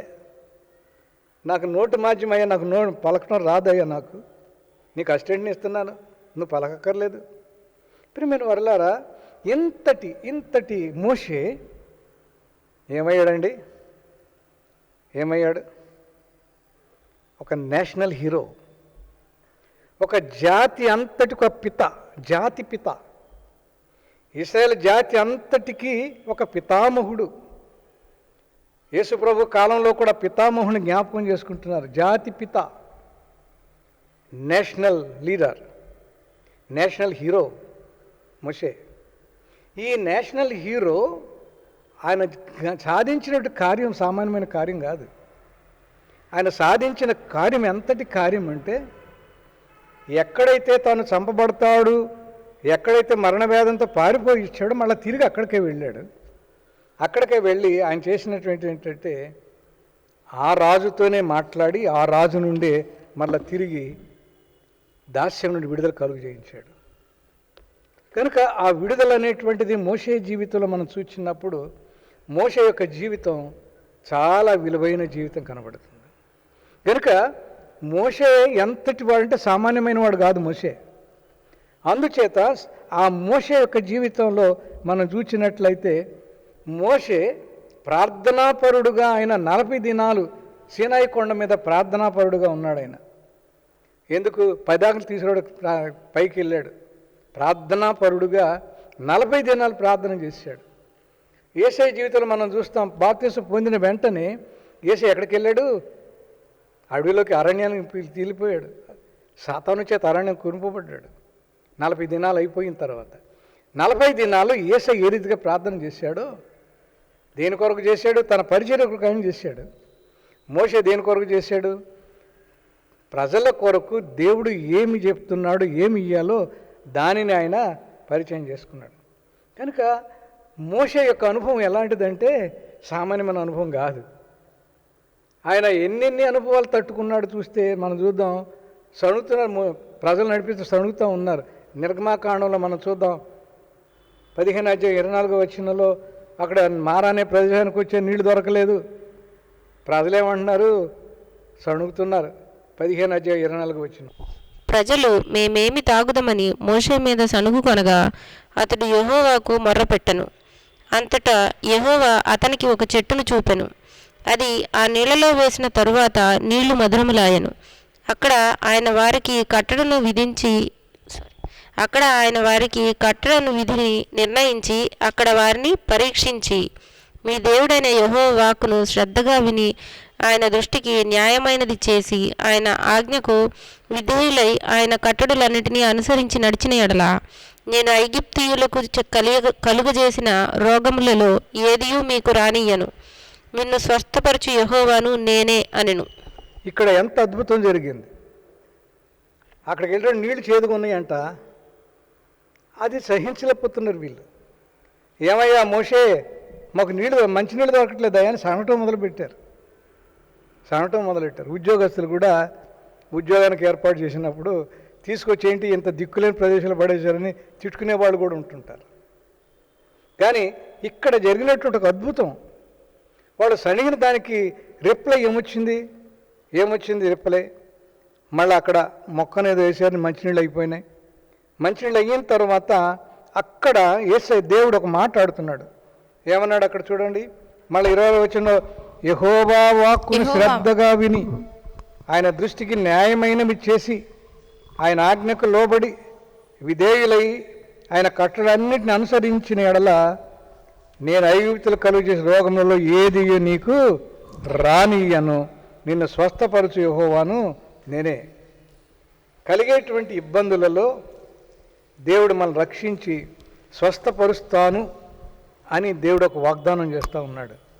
కనుక వాళ్ళు సణుగుతూ ఉన్నప్పుడు దేవుడు వాళ్ళని దర్శించి మీరు గనక నాకు విధేయులై ఉన్నట్లయితే మరి నేను మిమ్మల్ని నా బిడ్డలుగా ఎల్లప్పుడూ కూడా ఆశీర్వదించేవాడుగా ఉంటాను, మరి ఎప్పుడూ కూడా మీతో ఉంటే ఏ తెగులు కూడా రానిను, మిమ్మల్ని స్వస్థపరుస్తాను. ఇక్కడ మోషే వాళ్ళ సణుగుడంతా విన్నాడు. సణుగుతుంటే మోషే కోపం రాలేదు. ఏదొచ్చినా ఎక్కడికి వెళ్తున్నాడు? దేవుని దగ్గరికి వెళ్ళిపోతున్నాడు. చిన్న వయసులో చిన్నపిల్లలకి ఏదన్నా జరిగినప్పుడు ఎక్కడికి పరిగెడతారంటే అమ్మ దగ్గరికి చెప్తారు, అమ్మ దగ్గరికి వెళ్తారు, లేకపోతే నాన్న దగ్గరికి పరిగెడతారు. ఏదైనా అవసరం వస్తే నాన్న దగ్గర పరిగెడతారు. ఏదైనా ఆకలి అవుతుందనుకో అమ్మ దగ్గర పరిగెడతారు. కానీ మోషే ఎక్కడికి వెళ్తున్నాడు? ఏంది జరిగినా నాకు ఇంత జ్ఞాన సముపార్జన చేశాను, నిన్ను విద్యలు నేర్చుకున్నాను, ఇన్ని 40 సంవత్సరాలు లోకాన్ని కాసి వడపోసాను అని అనుకోలే. ఆయన దాన్ని సాధించాలని అనుకోలే. ఏమనుకున్నాడు ఆయన అంటే, ఏదైనా దేవుని దగ్గరికి వెళ్ళాల్సిందే. అది మోషేలో మనం నేర్చుకునేటువంటి గొప్ప మాట. ఏమి జరిగినా ఇరుగు పొరుగు దగ్గరికి వెళ్ళాలా, తన జ్ఞానం దగ్గరికి వెళ్ళాలా, తన అనుభవాల దగ్గరికి వెళ్ళాలా. ఎక్కడికి వెళ్తున్నాడు? దేవుని దగ్గరికి వెళ్తున్నాడు. స్వస్థపరచువాడు యెహోవా ఆయన గుర్తించాడు. ఎక్కడికి వెళ్తున్నాడు? ప్రభు దగ్గరికి వెళ్తున్నాడు, దేవుని దగ్గరికి వెళ్తున్నాడు. కనుక ఈ సణుగులు వచ్చినప్పుడల్లా దేవుడు ఎంతగా మరి పరిస్థితి ఇచ్చాడో మనం చూస్తే, అక్కడ ఆఖరికి ఎలాగుందంటే రాళ్ళతో కూడా కొడతారేమో అని భయం వేసింది. చూద్దాం, నిర్గమాకాండంలో 17వ అధ్యాయంలో 3వ వచనం చూద్దాం. అక్కడ ప్రజలు నీళ్లు లేక దప్పిగొని మోషే మీద సనుగుచు, ఇదెందుకు? మమ్మును, మా పిల్లలను, మా పశువులను దప్పిచేత చంపుటకు ఐగుప్తులో నుండి ఇక్కడికి తీసుకొని వచ్చితిరనెను. అప్పుడు మోషే యెహోవాకు మొర్రపెట్టుచు, ఈ ప్రజలను నేనేమి చేయుదును? కొంతసేపటికి నన్ను రాళ్లతో కొట్టి చంపుదురనెను. గనుక రాళ్లతో కొట్టేస్తారయ్యా నన్ను, అయ్యా ఇదిగో అయ్యా ఇది పరిస్థితి వచ్చిందయ్యా. ఇది చాలా విచిత్రమైనటువంటి క్యారెక్టర్ మోషేది. అందుచేత దేవుడు మోషే విషయంలో మరి ఎంతగా తన కుమారుడుగా స్వీకరించాడో, తన సొంత బిడ్డగా ఏ రీతిగా మోషేని ఆయన స్వీకరించాడో అని ఒక సత్యాన్ని మనం జ్ఞాపకం చేసుకుంటున్నాం. మోషే ఎడల దేవునికి ఉన్నటువంటి ఆ ప్రేమ, మోషే ఎడల దేవునికి ఉన్నటువంటి అభిమానం ఎంతగా ఉందో మనం చూస్తే చాలా ఆశ్చర్యం. చివరికి మనం చూస్తాం, సొంత అక్క మోషే మీద సణిగింది. సొంత వాళ్ళ ఇంట్లో వాళ్ళు కూడా మోషే మీద సణిగారు. ఇంత గొప్ప నాయకుడిగా ప్రార్థనా జీవితం చూస్తున్నారు, ఈయన శ్రమలు తట్టుకుంటున్నాడు, నా తమ్ముడు ఇంత చేస్తున్నాడు అని అనుకోలే. ఏం చేసిందంటే వాళ్ళ అక్క భార్య చచ్చిపోతే కూషి దేశాన్ని పెళ్లి చేసుకునేటప్పటికి వాళ్ళ అక్క కోపం వచ్చేసింది. కోపం వచ్చి విరోధంగా మాట్లాడడం మొదలెట్టారు. ఇంటిలో విరోధం, ప్రజలలో విరోధం. ఏసై అంటున్నాడు నా నిమిత్తము గనక మీరు దూషించబడితే మీరు ధన్యులు అన్నాడు. అంతటి ధన్యతను మోషే సంక్రమించుకున్నాడు. ప్రియమైన వారలారా, మోషే ఎంతటి వాడుగా ఆయన ఉన్నాడంటే, ప్రజలు పాపము చేసినప్పుడు వారి పాపముల కొరకు పూటపడ్డాడు ఆయన. నిర్గమాకాండంలో చూస్తాం, మనం 32వ అధ్యాయంలో 32వ వచనంలో చూస్తాం. ఆయన అంటాడు, అయ్యో, నీవు వారి పాపమును ఒకవేళ పరిహరించితివా, లేని ఎడల నీవు వ్రాసిన నీ గ్రంథములో నుండి నా పేరు తుడిచివేయమని బ్రతిమాలు కొనుచున్నాను నేను. కనుక ఏమంటున్నాడు, నా జీవగ్రంథం నా పేరు తీసిపారేయమంటున్నాడు పాపం పరిహరించకపోతే. కనుక మోషే యొక్క జీవితంలో మనం చూసినప్పుడు అంతటి గొప్ప కార్యాలు చూస్తున్నాడు. ప్రజలు చూశారు, ఐగుప్తు దేశంలో 10 తెగుళ్ళ ద్వారా ఎంత విడుదల చేశాడో ప్రజలు చూశారు. అలాగనే ఏ రీతిగా మరి సూచక్రియలు జరిగినాయో అవన్నీ చూశారు. అయినా కూడా వాళ్ళు మోషేని నమ్మలేదు. లోకము ప్రభు దేవునిలో ఉన్న వాళ్ళని ఎప్పుడు నమ్మదు, నిజాయితీ ఉన్న వాళ్ళని నమ్మదు. ప్రజలు అబద్ధాలు ఆడుతూ తన వైపు మళ్లించుకునే వాళ్ళని మాత్రం నమ్ముతూ ఉంటుంది. కనుక ఈరోజు మనం జ్ఞాపకం చేసుకుంటే దేవుడు ఎంతగా గొప్పగా దేవుడు ఆ రీతిగా చేశాడో మనం చూస్తే, మరి వారి కొరకు ఆయన ఎంతగానో ప్రార్థన చేసినట్టు కనపడుతుంది. కనుక సంఖ్యాకాండంలో మనం చూస్తే ఆయన ప్రార్థనా జీవితం కనపడుతుంది మనకు. సంఖ్యాకాండం 14వ అధ్యాయం 19వ వచనం. ఐగుప్తులో నుండి వచ్చినది మొదలుకొని ఇది వరకు నీవు ఈ ప్రజల దోషమును పరిహరించి ఉన్నట్లు నీ కృపాతిశయమును బట్టి ఈ ప్రజల దోషమును దయచేసి క్షమించుమని యెహోవాతో చెప్పగా, యెహోవా దగ్గర వేడుకుంటున్నాడు, అయ్యా ఈ ప్రజల దోషాలు క్షమించయ్యా అని ఆయన వేడుకుంటున్నట్టు గొప్పగా చూస్తున్నప్పుడు అక్కడ మాట అంటున్నాడు. చూసారా 20వ వచనంలో దేవుడు ఏమన్నాడు చూడండి, జవాబు ఇచ్చాడు చూడండి. యెహోవా నీ మాట చొప్పున నేను క్షమించి ఉన్నాను. నీ మాట చొప్పున నువ్వు ఎవరి మాట చొప్పున? జనుల పాపముల కొరకు ప్రార్థించిన మోషే, దైవజనుడు మోషే పక్షంగా ఆయన పాపాలు క్షమించినట్టు కనబడుతుంది. ఇక్కడ మనం చూసినట్లయితే మరి గొప్ప సంగతి ఏంటంటే నీ మాట చొప్పున నేను క్షమించాను అన్నాడు. ఎవరి మాట? మోషే మాట చొప్పున.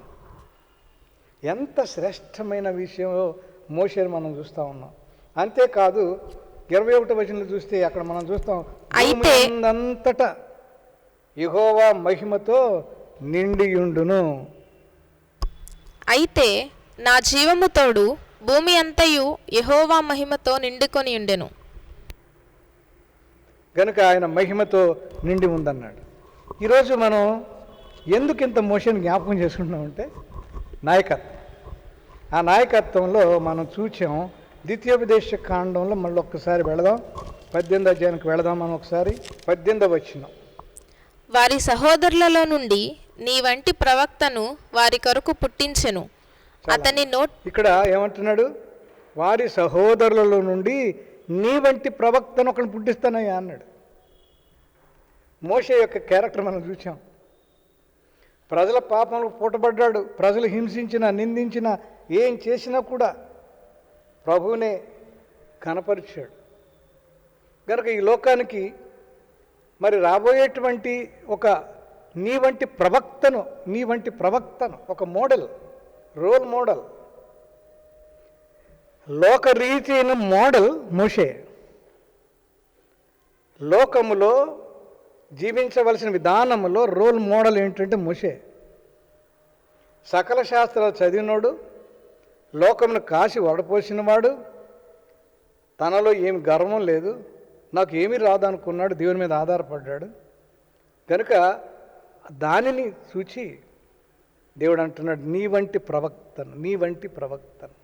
ప్రియమైన వారలారా, యేసయ్యను ఈ లోకానికి తీసుకొస్తున్నప్పుడు మనం నేర్చుకునేది ఏమిటంటే మోషే ఒక సూచనగా కనపడుతున్నాడు. యేసయ్యకు ఒక సూచన మాత్రమే. ఆయన ఈ లోకానికి ఎందుకు వచ్చాడు? మోషే తన ఇష్టానుసారంగా చేయడానికి రాలా.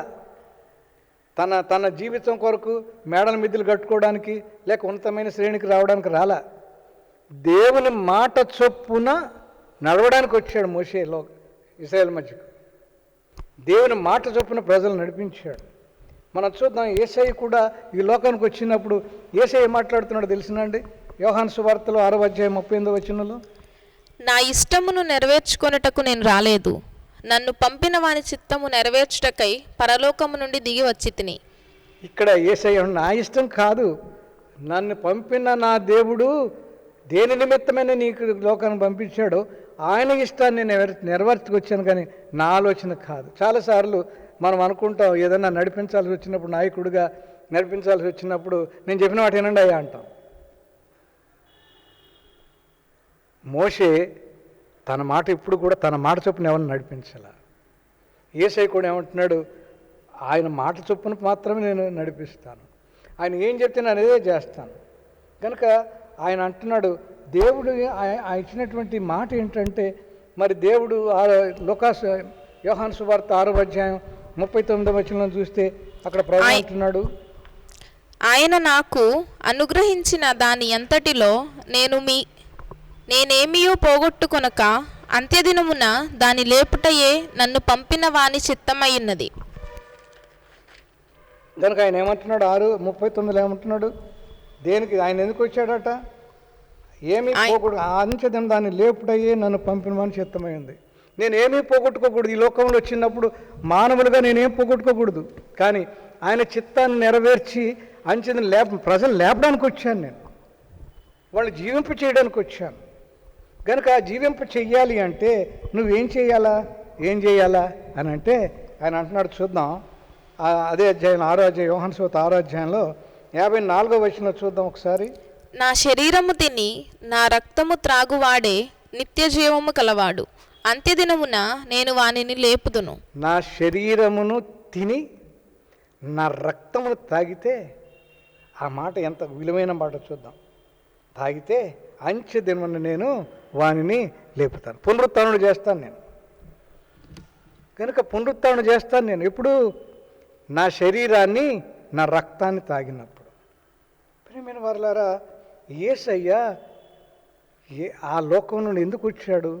మోషే ఈ లోకమునకు ఒక మనిషిగా వచ్చి, ఒక మనిషిగా ఆయన దేవునికి సమర్పించుకొని దేవుని పక్షం నిలబడిన వాడు మోషే.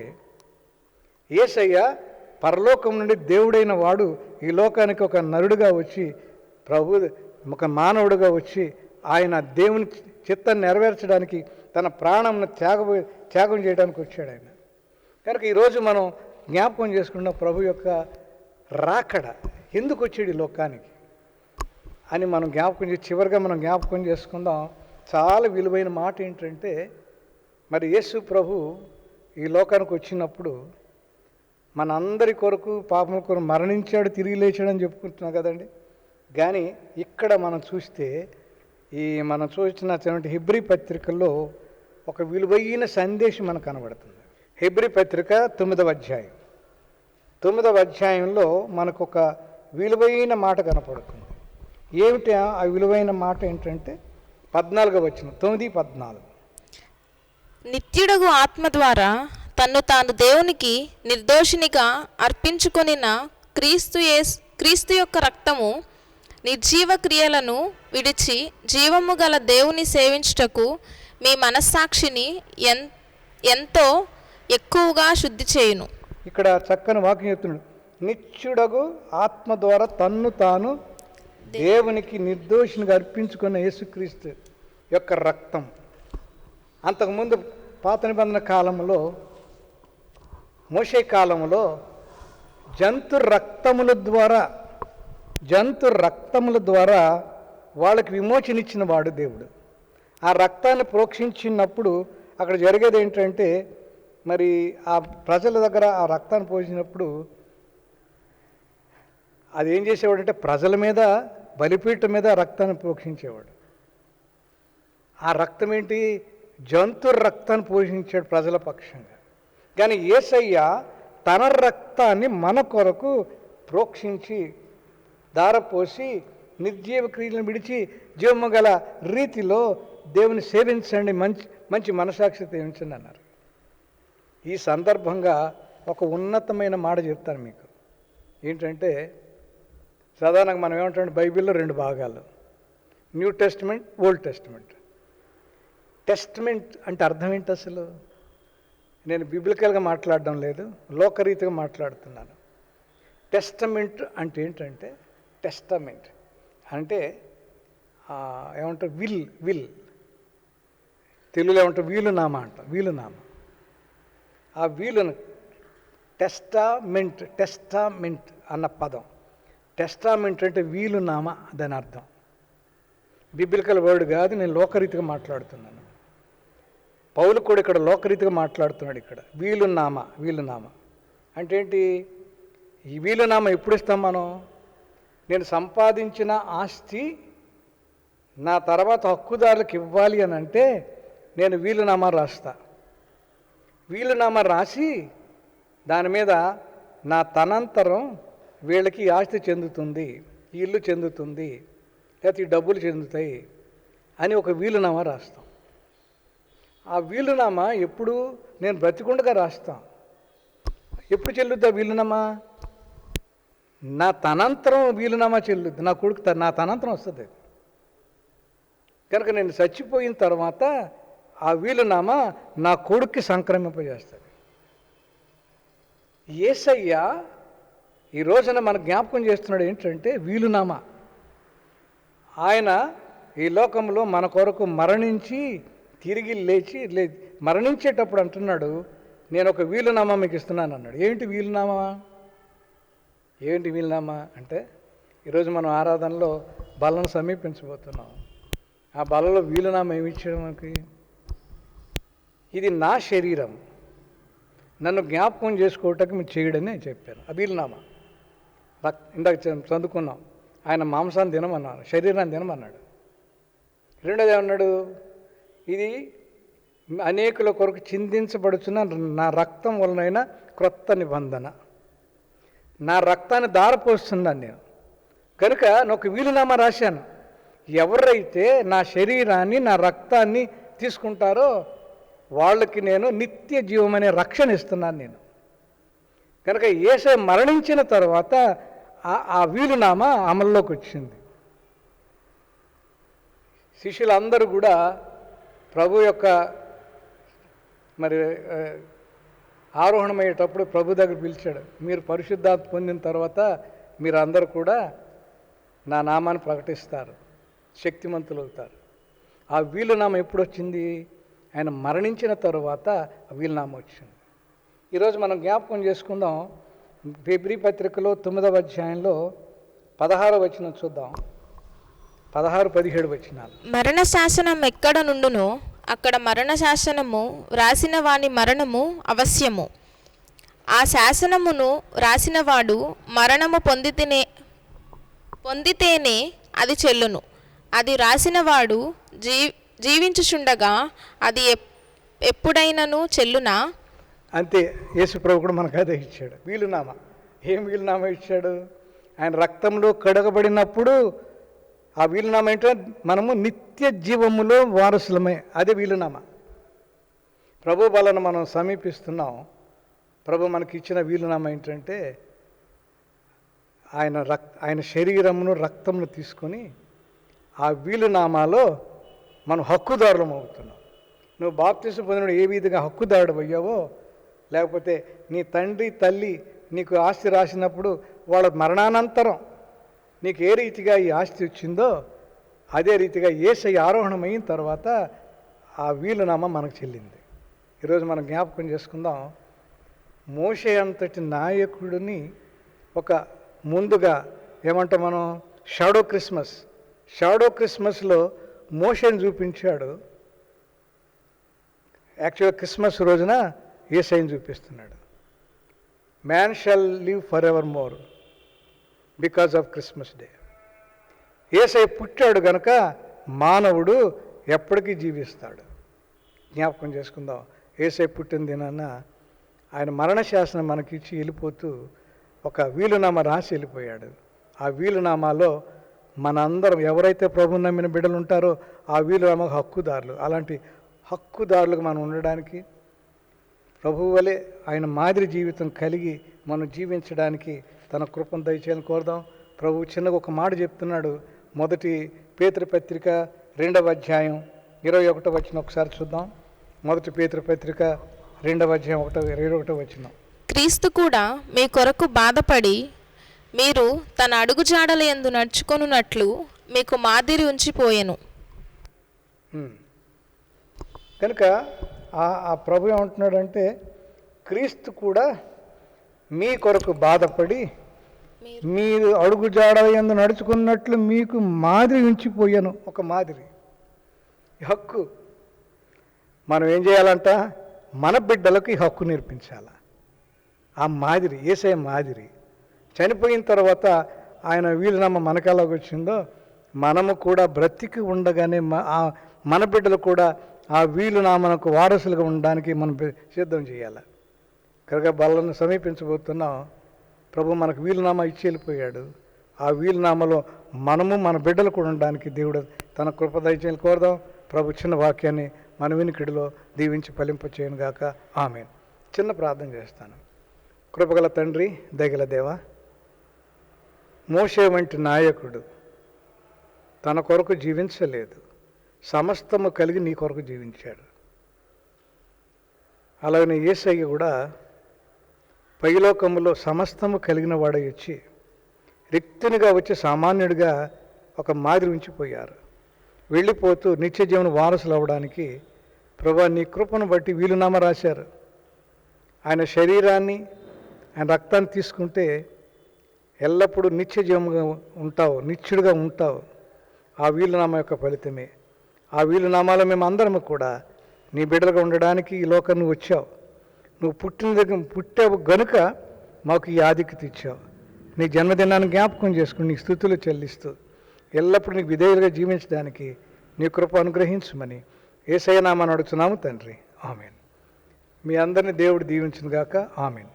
ప్రార్థన చేయుదము. కృప కలిగిన మా తండ్రి, పరిశుద్ధుడు అయిన ప్రభువా, నీకు వందనాలు.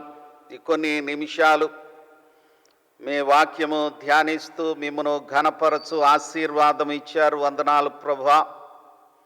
ఆయా ప్రసార మాధ్యమాల ద్వారా ఆయా విధానాల్లో నిన్ను ఘనపరుస్తూ ఉన్న ప్రతి బిడ్డను దీవించండి నాయన. వారి గృహములలో, కుటుంబములలో, పనిపాటులలో, వ్యక్తిగత జీవితాల్లో మీ శుభములు, సమాధానము, సమృద్ధి అనుగ్రహించండి నాయన. మీ అందరి ఆనందము దయచేయమని, మరి కొన్ని దినాల్లో నూతన సంవత్సరంలో ప్రవేశించనై ఉంటుండగా మీ శుభములతో వర్ధిల్ల చేయమని ప్రభు యేసు నామమున వేడుకొనుచున్నాము తండ్రి. ఆమెన్. మన తండ్రి అయిన దేవుని ప్రేమ, ప్రభు అయిన యేసు క్రీస్తు కృప, పరిశుద్ధాత్ముని ఆదరణ మనందరికీ తోడయుండి ఆశీర్వదించును గాక. ఆమెన్. అందరికీ వందనాలండి.